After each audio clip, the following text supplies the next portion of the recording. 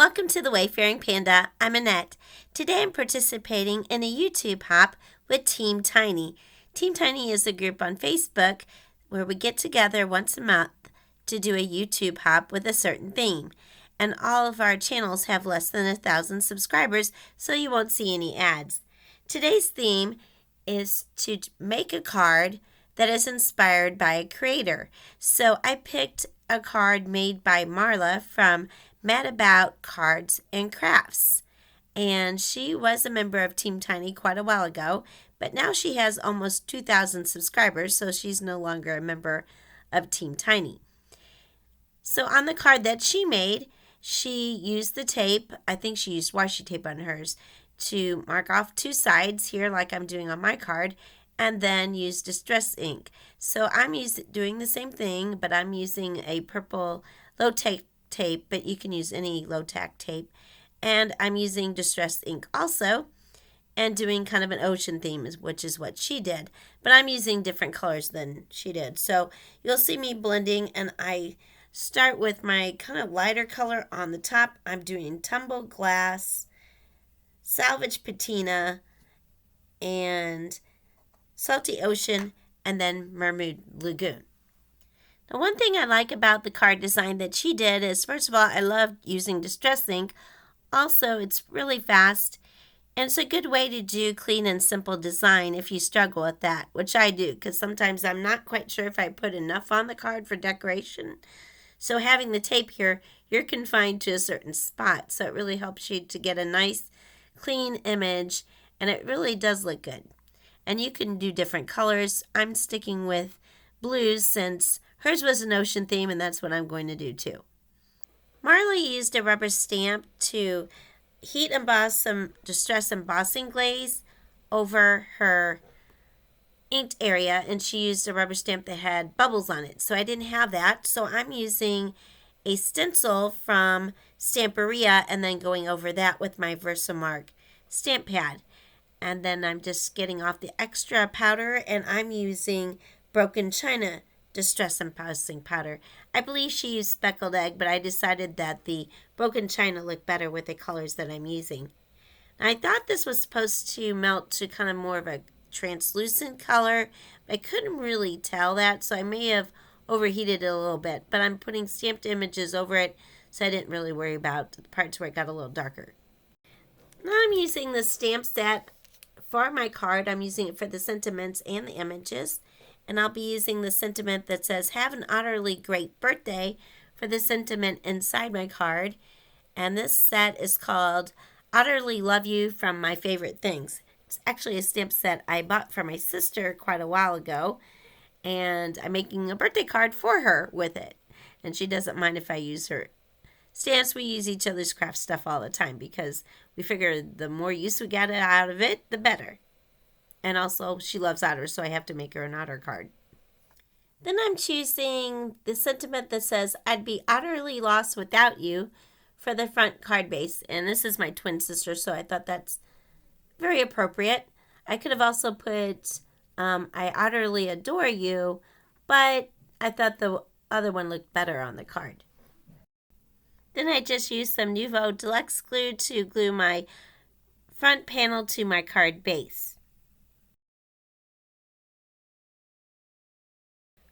I stamped the images onto some Heavenly White cardstock with my Memento black ink, and then I'm coloring in with Copic Markers. And I'll put the lids up on the screen as I am coloring so you can see what colors I'm using. So for the rocks, I'm just using 3 different shades of black. So I'm just doing the lines in between because I think those are kind of like the crevices with W9, and then I'm doing kind of towards the bottom with W7. And then I'll blend out with the lighter colors. I always like working from the darkest to the lightest. Now on Marla's card, she used mermaids and she did watercoloring, but I'm of course doing otters because my sister likes otters. I stamped 2 of the otters, but I'm just going to show you the one with the mom and the baby because the other one that's just a single otter, I did pretty much the same as the mom. So on the adult ones, I'm using the colors E18. I start with that for my dark shadows, and then I blend out with my E17 and then go to my lightest shade, which is E15. So on this one, I'm doing the bottom of the mom and also like under her chin and under the baby where there would be shadows with the darker color. And then I bring in E17 to lighten it out.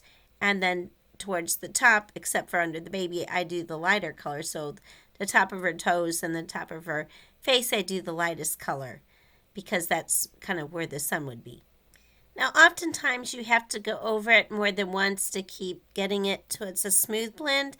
And so you'll see me going over it with, especially the lighter markers. I go over several times to get a kind of nice blend. Now, if you're new to Copic coloring, and I'm not an expert, but I find that the grays and the lighter colors are easier to blend. Now, on the baby, I'm just using the lighter colors, so I don't really go over that too much. And I'm just using two lighter colors. I'm using E13 and E11. So I really don't do a lot of blending with this one. I colored this other otter the same way I did the mom, except I made him lighter on the top where his head is, since I'm going to have him swimming upwards. Next, I arrange my images how I want them on the card, and then I use foam squares to attach them to it. And I think that's the perfect thing to keep it still simple, but get them to pop a little bit on this clean and simple design. I'll put a link to Marlo's video at the end of this one so that you can check that out and see her card that inspired me to make this one. And you'll be able to see that you can change up the colors and the stamped images to get a whole different variety of looks. I'll also put a list in the description below of all the products that I'm using. Some of these will be affiliate links. They don't cost you anything extra to use, but I do get a small commission from any sales that those links generate, and that helps support my channel. As I mentioned earlier, this is part of a YouTube hop, so it's a hashtag-driven hop. So all you have to do is either type in the hashtag, or if you go in the description below, I'll have the hashtag below. It's hashtag Team Tiny March 2023 hop. And you just click on that or type that in, and a list will populate of all the videos on this hop. And hop along and see what inspiration everyone found from other creators. And that's the one great thing about watching these videos, is that hopefully it'll inspire you to make your own card. So hopefully you'll take this design and maybe change out the stamps or the colors and create your own card. As a final embellishment, I'm adding some enamel drops from the Craft Consortium Sea and Shore collection, and they kind of look like water drops. If you like this video, please give it a like, and if you're not already a subscriber, I'd really appreciate if you can subscribe to my channel. If you are already a subscriber, thank you so much for your continued support, and I hope everyone has a wonderful day.